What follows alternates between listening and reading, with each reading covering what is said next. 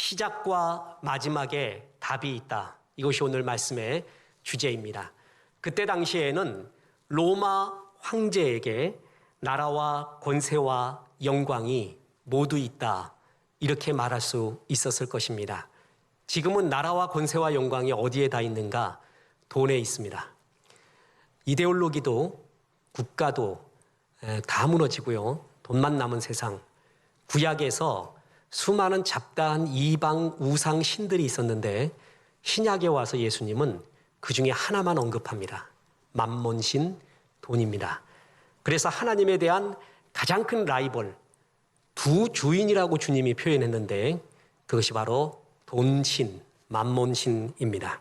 나라와 권세와 영광, 우리의 주기도문의 이 마지막 성령 부분, 찬송 고백 부분, 여기서 하나님은 선언합니다. 나라와 권세와 영광은 모두 하나님께 있습니다. 어디로 가야 할지를 모른다면 어디서 왔는지를 보면 됩니다. 시작은 반이 아니라 시작이 전부입니다. 시작을 알고 마지막 끝을 아는 사람이 그것이 영생을 소유한 사람의 지혜요, 가장 복 있고 행복한 사람의 모습입니다. 많은 철학자들이 그리고 과학자들이 처음과 마지막을 알고자 합니다. 철학적 용어로 말한다면 처음의 시작과 마지막인 아르케, 본질을 알려고 하고요. 과학자들은 처음의 시작점이 무엇인가를 알려고 합니다. 그러나 신음하며 당연히 알지 못하고 있습니다. 성경은 창세기에서 시작을 가르쳐주고 계시록에서 마지막을 보여줍니다. 우리 성도들은 시작과 마지막을 안다는 점에서 얼마나 복된 존재인지 모릅니다. 우리 주님은 자신을 가리켜 알파와 오메가라고 했습니다. 처음이요 마지막이라는 것이죠. 그래서 우리 인간의 시작이 무엇이냐 그리고 마지막이 뭐냐를 아면 나는 어떻게 살아야 될 것인가, 어떤 것이 본질이고 어떤 것이 행복이고 어떤 것이 승리의 길이다라는 것을 정확하게 알 수가 있습니다. 우리의 시작은 인간이 시작한 게 아닙니다. 우연히 진화론자들이나 과학자들의 표현처럼, 철학자의 표현처럼 우연히 우주 만물이 그리고 내가 시작된 것이 아닙니다. 나의 시작은 뭐죠? 하나님입니다. 그리고 마지막도 하나님이 결산하십니다. 하나님이 주어입니다. 이거를 가슴에 새길 때 우리는 삶을 어떻게 살아야 되는가를 잘 알 수가 있습니다. 주기도문에서도 기도의 형태가 처음과 마지막이 있어요. 처음이 어떻게 나오죠? 하늘에 계신 우리 아버지요, 이름이 거룩히 여김을 받으시오며, 그리고 맨 마지막이 뭡니까? 나라와 권세와 영광이 아버지께 영원히 있사옵나이다. 처음과 마지막이 하나님의 영광, 하나님의 이름, 하나님의 은혜에 대한 구절로 나와 있습니다. 처음과 마지막을 알면 본질을 알아요. 내 달려갈 길을 알 수 있다는 것이죠. 주기도문의 처음과 마지막은 긴밀하게 연결되어 있습니다. 만약 하늘에 계신 우리 아버지요, 이름이 거룩히 여김을 받으시오며를 빼고요, 하늘에 계신 우리 아버지요, 나라와 권세와 영광이 아버지께 영원히 있사옵나이다. 그래도 맞아요.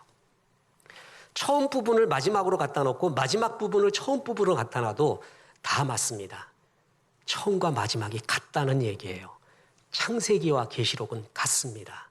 뭐가 같으냐 하면 하나님이 시작하시고 마무리하시고 하나님이 주관하신다라는 점에서 모두가 동일합니다. 그래서 주기도문의 마지막을 보며 주기도문의 처음을 보며 우리는 인생의 답을 찾을 수가 있습니다. 자, 마지막 부분 다시 보겠습니다. 마태복음 6장 13절, 나라와 권세와 영광이 아버지께 영원히 있사옵나이다. 아멘.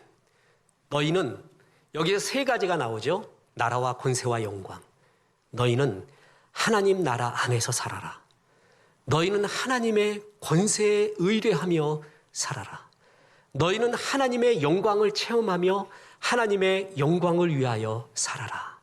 그것이 가장 인생의 본질이요 본분이요 행복이요 승리요 달려갈 길이다 라고 이야기해주고 있습니다.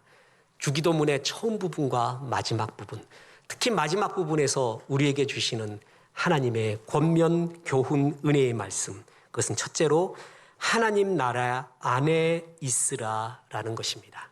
하나님의 나라, 킹덤 오브 갓, 바실레이아, 하나님이 통치하는 곳, 하나님이 주관하는 곳, 하나님의 주권이 있는 곳이 하나님의 나라의 의미입니다. 하나님의 나라는 영원합니다. 세상과 같이 일시적으로 있다가 없어지는 나라가 아니라 영원하고요. 세상은 기쁨 속에서도 항상 그림자가 있습니다. 불안함이 있습니다. 쫓김이 있습니다. 그러나 하나님 나라 안에 있으면 완벽한 영원한 행복과 기쁨과 평강이 있습니다. 내가 누군가? 나는 어디서 와서 어디로 가는 건가? 하나님 안에 있으면 그것을 알 수가 있습니다. 그래서 하나님 안에서의 마음이 제일 평화롭습니다. 우리의 마음이 세상 안에 있잖아요. 그러면 항상 쫓겨요. 늘 불평해요. 불만이 많고요. 시기가 많아집니다. 그리고 깨진 독 같아요. 아무리 불을 부어도, 은혜를 부어도, 하나님이 축복과 선물을 줘도 감사함이 없어요. 깨져 있기 때문에 그래요. 세상 안에 있는 우리의 마음은 항상 깨진 독과 같습니다. 기쁨이 없어요. 담을 수가 없어요, 주의 은혜를. 그런데 진짜 행복할 때가 뭐냐? 하나님 안에 있을 때 그 마음이 은혜로서 굳게 됩니다. 히브리서 13장 9절 보세요. 여러 가지 다른 교훈에 끌리지 말라. 마음은 은혜로서 굳게 함이 아름답고 음식으로서 할 것이 아니니. 마음은 은혜로서 굳게 한대요. 참 이 말이 너무 좋습니다. 하나님 안에 있는 사람은 주의 은혜 속에서 마음이 평강하고 영원하고 굳어진대요. 단단해진대요. 세상은 깨진 독이라고 했죠. 이 기쁨이 없습니다. 계속 흔들립니다. 내 마음속에 지성소에 뭐가 있는가? 마음의 지성소는 마음의 가장 깊숙한 곳에 있죠. 하나님의 지성소, 성막이 있는 그 지성소에는 언약궤 하나만 있었습니다. 내 마음의 지성소에는 하나님의 사랑, 하나님의 은혜, 하나님의 말씀 하나만 있어야 돼요. 거기에 다른 주인이 들어가 앉으면 그때부터 마음은 깨진 독같이 계속 흔들립니다. 하나님 나라 안에 있으면 내 마음에 하나님의 사랑과 은혜가 있습니다. 주의 말씀이 있습니다. 그때 너희는 은혜로서 마음이 굳어진대요. 마음이 흔들리지 않는데요. 마음이 정말 평강스럽대요. 은혜를 받을 때, 은혜 안에 있을 때 그것이 가능하다고 합니다. 너희는 하나님 나라 안에 있어라. 그것이 가장 행복이다. 사단은 이 행복을 알기에 멸망시키려 하고 우리의 자존감을 한없이 존엄성을 부시려고 합니다. 우리의 존엄성을 부시는 사단의 방법이 크게 두 가지예요. 하나는 돈과 권력의 노예화를 시키는 거예요. 또 하나는 상품화를 시키는 겁니다.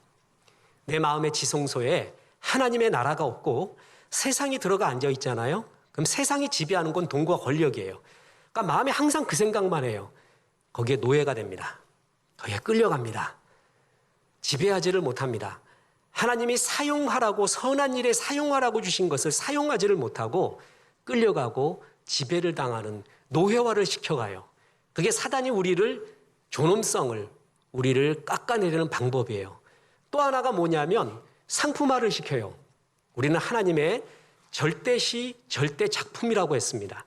작품은 돈의 개념으로, 가치의 개념으로 볼 수 없는 하나님의 위대한 완성품, 옳고 아름다워요. Out God as man for Yema. 우리는 하나님이 지으신 바다. For Yema. 하나님의 걸작품, masterpiece, 시, 수없이 설교했죠. 근데 마귀는 하나님의 작품인 우리, 나만이 나타낼 수 있는 주의 영광을 다 무시하고요. 세상의 가치관을 심어요. 그래서 너의 돈을 봐라, 너의 건강을 봐라, 백그라운드를 봐라, 명예를 봐라, 위신을 봐라. 너는 한 5등급 된다. 세상의 가치관에 비교해서 나를 그렇게 평가해줘요. 그 마을에 내가 넘어가잖아요. 그럼 그때부터 계속 5등급 인생을 나는 살게 됩니다. 마귀는 우리를 상품화시켜요. 그리고 돈과 권력에 노예화시켜요. 그렇게 해서 우리를 꼼짝 못하게 해요. 주님이 말합니다. 진짜 행복은 말이야. 세상의 가치관에 나와서 하나님의 나라로 들어와라. 하나님이 통치하는 나라에 있어라. 그래서 하나님의 나라의 통치를 받는, 하나님의 은혜의 지배를 받는 사람의 특징이 뭐예요? 지금 여러분 같이 예배하고 있는 것입니다. 주일 예배를 드린다는 게 뭔지 아세요? 나는 세상에 속해 있지 않다는 저항입니다. 네가 나를 노예화시키려고 하고 상품화시키려 하지만 나는 세상에 속해 있지 않다. 나는 하나님 나라에 속해 있다라는 저항. 그것이 바로 예배입니다. 또 하나가 있습니다. 헌금 생활입니다. 제가 이 헌금을 얘기할 때 헌금 많이 내십시오 하는 통상적인 말과 다르다는 거 아시죠? 일부 예배를 드리고 난 다음에 지금 문자를 4통이나 받았습니다. 아, 그랬구나. 목사님, 특전대 유격훈련 점프가 9m가 아니라 11m입니다. 그러더라고요. 보니까 11m가 맞아요. 저는 딱 한 번 해봐서 기억이 안 나가지고 11m에서 뛰어내릴 때가 제일 무서워요. 더 높아도 안 된대요. 더 낮아도 안 되고 11m가 제일 인간이 공포를 느끼는 곳이거든요. 거기서 한번 뛰어내리면 어디서든 뛰어내릴 수 있어요. 그 11m가 뭔지 아세요? 그게 헌금입니다. 예배 생활하면서 헌금 생활 딱 하기 시작하잖아요. 그때부터 자유예요. 헌금은 내가 돈의 노예가 아니다라는 하나님 앞에서 세상 앞에서의 저항입니다. 마귀야, 네가 나를 돈과 권력의 노예를 삼으려고 하지. 네가 상품화시키려고 하지. 난 그런 존재가 아니야. 마치 아우슈비츠 수용소에서요. 나치가 유대인을 죽이려고 할 때 살아남은 유대인의 간증을 들어보십시오. 물 반컵, 커피 반을 먹지를 않고 그걸로 세수를 했대요. 그리고 깨진 유리 조각으로 면도를 하면서 나 죽이려면 죽여봐라. 너는 나를 짐승화시켜서 죽이려고 하지만 난 짐승이 아니야. 사람이고 하나님의 존엄한 존재다라는 것을 그 깨진 유리 조각의 면도로 남은 커피를 갖고 세수를 함으로써 먹지 않고요. 인간임을 보여줬어요. 그때 아무리 낫지라 할지라도 그 사람을 함부로 죽일 수가 없었다는 겁니다. 사단은 우리를 멸망시키려고 해요. 세상 가치관과 세상 나라로 끌고 가요. 너 이것만 건드리면 꼼짝 못하지. 돈과 권력의 노예. 너 이것만 말하면 꼼짝 못하지. 상품화. 나는 그런 존재가 아니야. 예배 드림으로 세상과 마귀에게 저항합니다. 헌금함으로 마귀에게 저항합니다. 아니라고. 하나님 나라에 속해 있다고. 너희는 하나님 나라에 속해라. 나라와 권세와 영광이 아버지께 있다. 하나님 나라에 속해서 살아라. 그게 너의 본질이요, 달려갈 길이요, 행복이 거기에 있다. 주님은 그렇게 말합니다. 뿐만 아닙니다. 너는 하나님의 권세를 구하라. 자, 다시 마태복음 6장 13절 보세요. 나라와 권세와 영광이 아버지께 영원히 싸움나이다. 이때 권세, 두나미스, 여기서 다이너마이트가 나옵니다.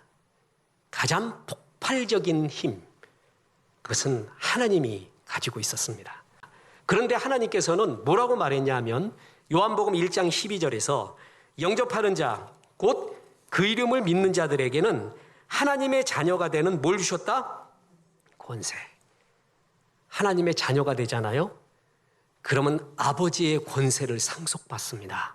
하나님의 힘에 접붙이게 됩니다. 내 스스로는 힘이 약하지만 하나님의 힘을 덧입게 된다는 것이에요. 그 권세가 너희에게 있다. 그래서 끝없이 기도에 대한 구절을 얘기할 때 강조했죠. 기도에서 중요한 건 기도의 대상을 알아라. 주기도문에서도 뭐라고요? 하늘에 계신 우리 아버지요 그랬잖아요. 기도의 대상을 알아라. 대상을 정확하게 알고 기도하는 것은 너무 중요해요. 우리가 기도하는 대상은 거래처 사장님이 아니고 옆집 아저씨도 아줌마도 아니에요. 우리의 기도의 대상은 누구라고요? 아버지다 이거예요. 아버지. 아버지의 특징은 뭐예요? 자녀에게 좋은 걸 주고 싶은 게 아버지의 특징이에요. 그건 아버지 어머니 된 사람의 1000% 맞는 말이에요. 아버지 어머니의 기쁨은 뭐냐면 자녀에게 좋은 걸 줘서 자녀가 기뻐하는 걸 보면 그게 아버지의 기쁨이에요. 영광이에요. 근데 세상 아버지들은요, 세상 어머니들은 자녀에게 좋은 거 주고 싶어도 다 주지 못하는 경우가 많잖아요. 근데 우리 하늘 아버지는 무한하신 두나미스, 힘과 권세가 있습니다. 그 아버지는 기도하는 사람을 좋아해요. 왜냐하면 아버지께 기도해서 자녀가 좋은 걸 받거든요. 그러면 그게 아버지의 기쁨이에요. 그래서 나에게 기도하라는 거예요. 기도를 되게 좋아하세요. 세상 사람들도 구하면은 자녀에게 좋은 거 주지 않냐.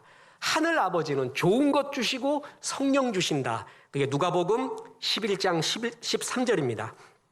너희가 악할지라도 좋은 것을 자식에게 줄 알거든 하물며 너희 하늘 아버지께 구하는 자에게 성령을 주시지 않겠느냐 하시니라. 누가복음에서는 성령, 마태복음에서는 뭐예요? 좋은 것, 성령을 주는 것.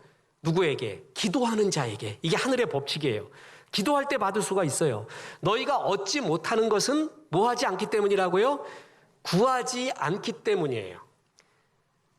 구하지 않으면, 기도하지 않으면 얻을 수 없는 게 하늘의 법이에요. 그래서 자녀들이 기도하는 걸 너무 좋아해요. 왜냐하면 아버지가 좋은 걸 주시기 위해서. 다시 말합니다. 우리의 기도의 대상은 누구라고요? 아버지예요. 아버지는 자녀에게 좋은 걸 주는 게 아버지의 제일 큰 기쁨이에요. 그래서 아버지께 기도하는 걸 아버지는 되게 좋아하시는 거예요. 이게 하나님 나라의 권세를 가진 자의 특권이라는 것이죠. 우리 크리스찬들은 약해 보여요. 연약해 보여요. 주일날 빠지죠. 헌금 빼지요. 봉사한다고 시간 빼지요. 세상은 그걸 다 더해도 이길 수 없는 세상이라고 하는데 우린 다 빼고 해요. 레위인 빼고 해요. 그런데도 이길 수 있는 이유가 뭔지 아세요?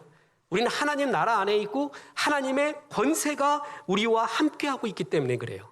코로나 걸렸냐? 많이 있냐? 재앙이 있냐? 내가 너에게 특권 하나를 주마 하며 주님이 약속한 게 있습니다. 보십시오. 역대하 20장 9절.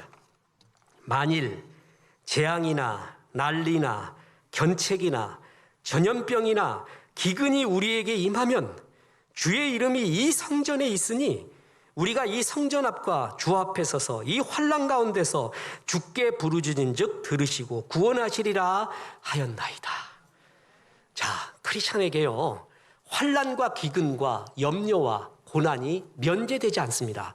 이렇게 말하면 거짓말입니다. 그건 거짓 복음입니다. 우리에게도 똑같이 임할 수 있습니다. 그리고 임하고 있는 것이 현실입니다. 그런데 대응 방법, 그걸 헤쳐나오는 방법이 다르다는 거예요. 너에게는 특권 하나를 주겠는데 성전에서 기도하라. 전 이 구절이 그렇게 좋아요. 교회 오면은요, 여기서 기도하는 성도님들 꽤 있습니다. 그러면 제가 목사잖아요. 담임 목사잖아요. 그래도 그 성도들 보면 경외스러워요. 그리고 이 구절이 생각이 나고요. 속으로 축복이 저절로 일어나요. 축복 받을 거예요. 그 문제 아무리 많아도 해결받을 거예요. 당신 괜찮은 사람이에요. 신뢰가 가요. 신뢰. 경외감이 가고 신뢰가 가요. 환난이 임할 것이다. 그래. 그런데 이 성전이 너희에게 있지 않느냐.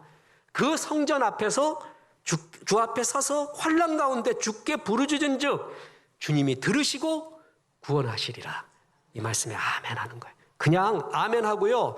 어려운 일 있으면 기도 시작해요. 집에서 잘 안 됩니다.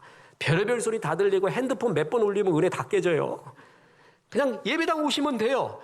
그래서 기도하는 거예요. 주 앞에. 환난 날에 기도하라 그래서 성전에서. 내가 거기서 듣는다고 했어요. 이것이 성전을 주신 이유라고 주님이 얘기까지 했어요. 이게 하나님의 권세가 기도할 때 임하게 됩니다. 주님의 힘이 임하게 됩니다. 그것이 너희의 특권이다. 너희는 하나님 나라 안에 있어라. 그리고 하나님 나라 안에서 주의 권세를 구하라. 또 하나가 있습니다. 하나님의 영광을 체험하라. 그리고 하나님의 영광을 위하여 살아라. 자, 다시 한번 마태복음 6장 13절 보겠습니다. 나라와 권세와 영광이 아버지께 영원히 싸움나이다. 영광, 독사, 찬양, 훌륭함, 위엄, 경배라는 뜻입니다. 세상에도 영광이 있는 듯합니다. 근데 그건 가짜입니다. 세상 영광 구하다가요, 평생 추구하다가 패가망신하고 허무로 끝나는 사람 한둘이 아닙니다. 사탄은 예수님을 유혹하면서요, 세상의 영광을 보여줍니다. 그리고 하는 말이 나에게 경배하면 세상 영광을 주겠다라고 말합니다. 사탄은 우리에게 영광을 줄 리가 없습니다. 그죠? 그리고 사탄이 줄 영광이 있다 할지라도 그 영광은 가짜입니다. 헛된 거예요. 안개 같은 거예요. 진짜 영광은 하나님께 있습니다. 그리고 하나님께 있는 영광은 일시적인 게 아니라 대개 나라와 권세와 영광이 뭐라고요? 영원합니다. 주의 영광, 하나님 앞에 쌓았던 그 영광은 영원합니다. 자, 보세요. 요한복음 11장 40절에 예수께서 이르시되 내 말이 네가 믿으면 하나님의 뭐라고요? 영광을 보리라. 믿음을 가진 자의 특징은 세상도 보지만 이 세상에 있는 하나님의 영광을 봐요. 믿음이 없는 사람은 이걸 보지를 못해요. 자기의 이성의 탓이래요. 자기들이 시작했고 기원을 알 수 없으니까 우연히 시작됐대요. 우리는 하나님의 영광을 다 보고 있어요. 주님은 말합니다. 너 시작과 마지막에서 너의 답을 찾아라. 달려갈 길을 찾아라. 시작이 하나님의 영광으로 했고 지금도 하나님의 영광이 가득 차 있고 하나님의 영광으로 마치게 된다. 너는 이 영광을 체험해라. 믿음으로 볼 수 있다. 그리고 그 하나님의 영광이라고 사람들에게 말하며 살아라. 그게 전도예요. 우리의 아름다움, 이 세상의 질서, 모든 것은 주님의 영광 때문에 그렇습니다. 주님의 영광이 이 모든 것에 빛나고 있습니다. 그걸 전하며 살아다오. 그게 바로 전도요, 선교라는 것입니다. 보십시오. 구약에서 참 한 맺힌 사람, 그가 제명에 갔다는 것이 기적인 사람, 요셉입니다. 그 요셉이 애굽에서 두 아들을 낳거든요. 두 아들의 이름이 첫 번째가 므낫세입니다. 두 번째가 에브라임이에요. 요셉의 아들의 이름에 얽혀있는 신앙적 의미가 얼마나 큰지 모릅니다. 므낫세의 뜻은 잊었다라는 말입니다. 그리고 에브라임은 번성, 창성, 부흥, 영광이라는 뜻입니다. 하나님은 잊게 합니다. 과거를 잊게 하고요. 내 아픔을, 슬픔을, 괴로움을, 좌절을 잊게 합니다. 그리고 하나님의 영광을 보여줍니다. 므낫세와 에브라임의 뜻입니다. 우리는 나이 들면서 아는 것이 있습니다. 힘이 많은 것도 은혜인데 힘이 빠지는 것, 힘을 빼는 것도 은혜구나라는 걸 알아요. 신앙의 경륜을 먹으면서 달려가는 것도 은혜지만 스톱하는 건 더 큰 은혜구나라는 걸 알아요. 나이 들어가면서 신앙의 경륜을 먹어가면서 잘 기억하고 총명한 것도 은혜인데 잊어버리는 건 더 큰 은혜구나라는 걸 알아요. 제가 일부 예배 마치고 또 하나의 문자를 받았다 그랬죠. 이순에 대한 거였습니다. 저는 7순이라고 했더니 알고 보니 고희, 8순이라고 했더니 또 뭐가 있고 이순은 환갑이더구만요. 60이라고 또 성도님이 문자를 와서 대단히 감사했습니다. 이순의 뜻이 뭐죠? 귀가 순해진다는 것입니다. 젊을 땐 귀가 순하지 않아요. 누가 칭찬하잖아요. 그러면 좋다고 한 이틀 좋아. 괜히 좋아. 누가 나보고 나쁘다 그러고 뭐라 그러면요 3일 괴로워. 귀가 사나울 때 그래요. 이순이 되잖아요. 귀가 순해지잖아요. 칭찬하면 그러냐? 고맙다. 누가 뭐라 그러면 그러냐? 반사 그러고 있어요. 그냥 편해요. 여러분 잘 들리는 것도 은혜인데요. 귀가 어두워지는 것도 은혜예요. 힘이 많은 것도 은혜라는 걸 알겠지만 때때로 그 힘 갖고 내가 죄악을 통했어요. 내 영광을 위해서요. 하나님이 때때로 힘을 빼요. 사막에 차가 빠졌을 때는 타이어 바람을 빼요. 그래서 올라오는 거예요. 때로는 힘이 빠졌을 때 올라갈 수가 있는 힘이 생겨요. 그래서 힘 빼는 것도 하나님의 은혜입니다. 잘 기억하고 총명한 것도 은혜인데 하나님이 나로 하여금 잊게 해요. 사람 제일 괴로운 사람이 뭐예요? 총명하고 다 기억해. 저놈이 나한테 뭔 짓을 했는지. 그 액수까지 몇 월 며칠 장소까지 다 기억해요. 그때의 향기, 그때의 바람, 그때 카페 이름 다 기억해. 그래서 저녁마다 생각나. 꿈에도 나타나네. 아침에도 생각나. 그 사람이 아무리 성공했어도 그게 성공입니까? 하나님의 은혜는 므낫세, 잊게 합니다. 잊어버리게 하는 것도 주의 은혜예요. 대신에 잊는 걸로 끝나는 게 아니라 에브라임 뭐예요? 영광을 준다는 거예요. 야, 그거 아무것도 아니야. 이 영광이 있는데 야, 그거 버려. 너 100만 원 손해봤냐? 1억 벌면 되잖아. 야, 영광이 있으면 되지. 머리 지나간 거 생각하니? 아주 존경하는 선배 목사님 소천하셨는데 그분은 고난당할 때마다 주여 이 고난을 헤쳐나오게 도와주옵소서가 아니라 주의 영광을 보여주옵소서라고 기도했다고 합니다. 잊혀지지 않는 말이에요. 주의 영광을 보잖아요. 그러면 문제가 아무것도 아니라는 거예요. 이거 정말 아무것도 아닌 것 같고 내가 왜 이럴까? 나를 높은 곳으로 끌어올려요. 마치 하박국이 처음에는 골짜기에서 헤매는 사슴이 나중에 나의 발을 높은 곳에 두사 그랬잖아요. 그 높은 곳에서 바라보니까 달려갈 길도 보이고 저거 아무것도 아니었구나라는 걸 아는 거예요. 그게 주의 영광을 볼 때예요. 높은 영광을 볼 때 이 문제에 대한 여유가 생기게 됩니다. 너희는 하나님의 영광을 구하라. 보십시오. 므낫세, 잊게 하는 은혜, 그리고 주의 영광을 보여주는 에브라임의 은혜. 넌 그걸 구하라. 너의 권리다. 그리고 그 영광을 위해 살아라.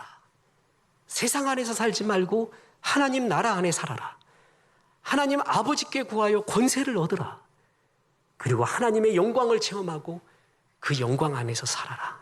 이것처럼 우리의 본질적이고 달려갈 길이 어디 있습니까? 우리가 기도드리는 이유는 나라와 권세와 영광이 아버지께 영원히 있기 때문입니다.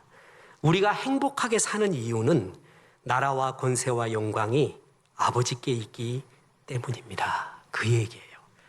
이 모든 영광의 근원이 아버지께 있습니다. 구약 유다에서요 3대 성군이 있습니다. 7대 여호사밧 왕, 15대 히스기야, 18대 요시야 왕. 이를 3대 성왕이라고 불러요. 북왕국은 아무도 없습니다. 북왕국은 악, 최악, 극악, 악, 최악, 극악 이런 왕이고, 그래도 남유다에는 이런 왕들이 있었거든요. 근데 이 3대 성왕들, 성왕이라고 하는 사람들의 기준이 있어요. 무슨 기준을 삼냐면 다윗이었습니다. 다윗. 그들은 다윗처럼 했대요. 다윗이 뭘 했길래? 사람은 많이 좁으면 알거든요. 많이 좁으면 그 사람의 본성을 알아요. 사울 왕은 많이 줘놨더니 자기 기념비 세우다가 망합니다. 다윗은 많이 줬더니 내 집은 백향목 궁에 있거늘 하나님 아버지의 언약궤는 계달의 장막에 아직도 있습니다. 성전 짓기 원합니다. 줘봤더니 그런 사람이었어요. 하나님은 다윗을 너무 좋아했어요. 특히 다윗의 기도가 있거든요. 다윗은 정말 영리한 기도를 합니다. 아버지께 용돈을 받아낼 수 있는 그러한 기도를 합니다. 청소년 여러분, 이 기도를 알면은 아버지께 용돈 받을 수 있는, 아버지가 빚내서라도 용돈을 주는 그 방법이 다윗의 기도에 있습니다. 보세요. 시편 27편 1절. 여호와는 나의 빛이요 나의 구원이시니 내가 누구를 두려워하리요. 여호와는 내 생명의 능력이시니 내가 누구를 무서워하리요. 우리 아버지 최고니까 누굴 내가 무서워하냐? 우리 아버지 최고인데 누굴 두려워하겠냐? 이 말을 뒤집어 보세요. 그 뒤에 뭐가 있다는, 어떤 존재가 있다는 거죠. 내 뒤에 무섭고 두려운 존재가 있다는 얘기예요. 그러면 대개 이렇게 기도하잖아요. 이 원수를 무찔러 주옵소서. 그것부터 기도하는 거 아니에요? 근데 다윗의 기도는 뭐라 그래요? 우리 아버지가 있는데 내가 누구 무서워합니까? 우리 아버지 있는데 내가 누구를 두려워합니까? 그 기도에 뒤에 이런 놈들이 있다라는 기도는 할 필요가 없어요. 아버지가 알아서 체결해줘요. 이게 찬양의 기도예요. 믿는 기도고 하나님의 영광을 믿고 감사하는 기도예요. 이게 용돈 타내는 법입니다. 하나님이 정말 좋아해요. 다윗은 그런 믿음을 갖고 있었어요. 항상 주의 영광을 보고 영광 속에 사는 그 힘이 그에게 있었어요. 자, 이제 주기도문의 모든 결론을 맺습니다. 주님이 이렇게 기도를 가르쳐줬잖아요.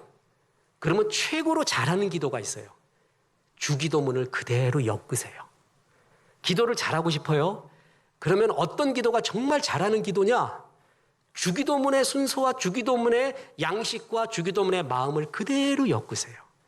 하늘에 계신 우리 아버지, 저의 기도와 예배와 삶을 통해, 우리 교회를 통해, 이 나라를 통해 하나님의 이름이 높아지기를 원합니다.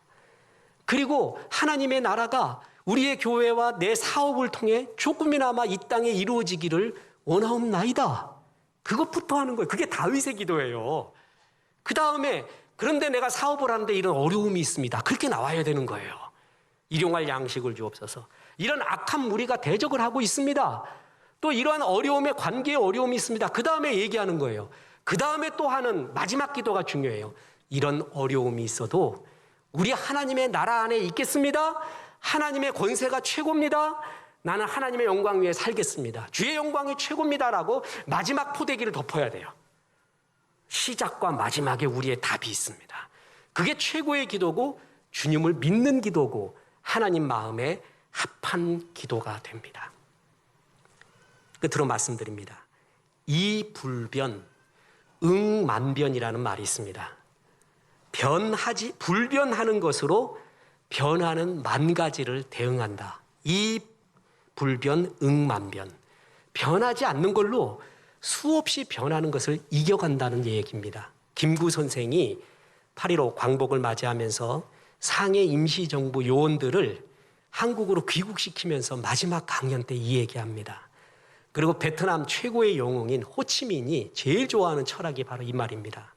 변하지 않는 걸로 변하는 세상을 대응하자. 이 세상 다 변합니다. 변하지 않는 게 세 가지 있어요.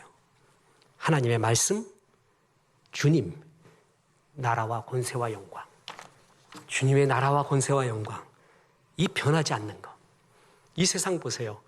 이 세상에 지금 유행어, 이 세상을 진단하기 위해서 이 세상을 알아야 되는 세 가지 단어가 있는데요. 하나가 뭐냐면 인포데믹, 또 하나가 반향실 효과, 또 하나가 필터 버블 현상이라는 겁니다. 이게 이 시대를 대변합니다. 인포데믹은 뭐냐면 정보라고 하는 인포메이션과 전염병이라고 하면 에피데믹, 이 두 가지가 합쳐진 게 인포데믹이에요. 전염병 같은 국가적인 재난이 일어나잖아요. 그러면 잘못된 진단과 잘못된 전망이 전염병처럼 급속히 퍼져서 혼란을 초래하는 현상, 그게 인포데믹이에요. 가짜뉴스 이른바. 맞지 않는 말. 그게 이 세상이에요. 어려운 일 있을 때마다 인포데믹의 세상이에요. 또 사람들은요, 인터넷 통해서 세상을 안다고 생각을 해요. 근데 천만의 말씀일 가능성이 많습니다. 왜냐하면 인터넷에서의 알고리즘은 내가 좋아요를 누르는 순간 생각이 다른 사람들이 못 들어와요. 좋아요 그룹들만 다 들어와요. 좋아요에서 말했던 그 그룹들이 전부 나를 감싸고 있습니다. 전부 나를 지배하고 있어요. 그거를 반향실 효과, 에코 챔버라고 합니다. 이렇게 갇혀진 방 안에서 야 하고 소리 지르면 그것이 메아리가 돼서 나한테 다시 들어오잖아요. 세상을 아는 것 같아도 컴퓨터의 알고리즘은 좋아요를 통해서 전부 내가 좋아하는 경향들만 다 들어와요. 특히 이걸 알아갖고 필터 버블 영상은 뭐냐면 정보를 제공하는 사람이 이용자에게 이 사람은 이걸 좋아하는구나. 그래서 그것만 계속 줘. 그러니까 나는 좋아요 그룹들만 계속 만나고 정보를 제공해주는 사람도 너 이거 좋아하니까 이것만 받아. 그래갖고 계속 그 속에만 있어요. 이거를 뚫고 나가는 정신이 필요해요. 깨어나가는 정신이 필요해요. 그게 뭐예요? 영원한 것이에요. 영원한 하나님의 말씀이 있어야 돼요. 영원한 주님이 있어야 되고 영원한 하나님의 나라와 권세와 영광이 있어야 이런 도구마된 내 생각을 끊고 이 세상 속에서 나갈 수 있는 사고, 창의적 사고가 그때 펼쳐지게 됩니다. 아무리 좋아요 그룹들이 나한테 이렇게 말을 해도 정보 제공자가 너는 이거 좋아하니까 이거 많이 가져라고 얘기를 해도 하나님 말씀에 이게 아니에요. 하나님 말씀은 다른 걸 말해요. 더 큰 걸 말해요. 그 세상보다 하나님 나라에도 권위를 두면서 세상의 가치관, 고착화된 가치관을 내가 깰 수가 있습니다. 성경이 영원합니다. 시작과 마지막이에요. 주님이 시작과 마지막이에요. 하나님의 나라와 권세와 영광이 시작과 마지막, 불변하는 것입니다. 이 불변하는 것으로 수없이 변하는 세상들을 이겨내야 됩니다. 끝으로 봅니다. 히브리서 13장 8절. 예수 그리스도는 어제나 오늘이나 영원토록 동일하신지라. 변하지 않는 것. 시작과 마지막을 소유한 백성들입니다. 이걸 소중히 여기십시오. 여기에 답이 있습니다. 하나님 나라 가운데 있으십시오. 하나님의 권세를 덧입으십시오. 그리고 하나님의 영광을 늘 체험하십시오. 내 아픔보다 고난보다 주의 영광을 더 많이 보십시오. 그리고 그 영광을 전하며 사십시오. 이럴 때 우리의 기도와 우리의 삶은 아름답게 빛나고 영생의 삶으로 하나님 앞에 충만할 것입니다. 이런 삶 사시기를 주 예수의 이름으로 축원합니다.